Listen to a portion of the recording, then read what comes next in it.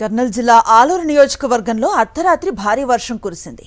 రాత్రి నుంచి ఉదయం వరకు కురిసిన భారీ వర్షానికి వాగులు వంకలు పొంగి పొర్లుతున్నాయి. హలహర్వి సమీపంలో నడుంవంక వాగు పొంగి పొర్లుతోంది. బళ్ళారి కర్నూలుల మధ్య రాకపోకలకు అంతరాయం ఏర్పడింది. దీంతో రోడ్డుపై వెళ్లాల్సిన ప్రయాణికులు ఇబ్బందులు ఎదుర్కొంటున్నారు.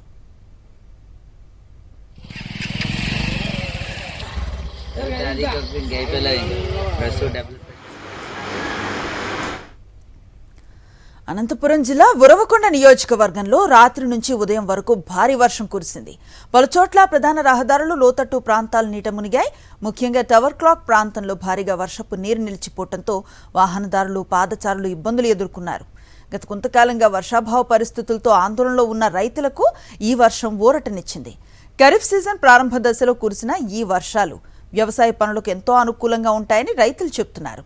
నేలలో తేమ పెరగటంతో విత్తనాల సాగుకు అనుకూల పరిస్థితులు ఏర్పడ్డాయని అభిప్రాయపడుతున్నారు. వ్యవసాయ ఆధారిత ప్రాంతమైన ఉరవకొండలో ఈ వర్షాలు రైతుల్లో కొత్త ఆశలు నింపాయని చెబుతున్నారు. అయితే పట్టణ ప్రాంతాల్లో వర్షపు నీటి నిల్వ సమస్యను అధికారులు శాశ్వతంగా పరిష్కరించాలని ప్రజలు కోరుతున్నారు.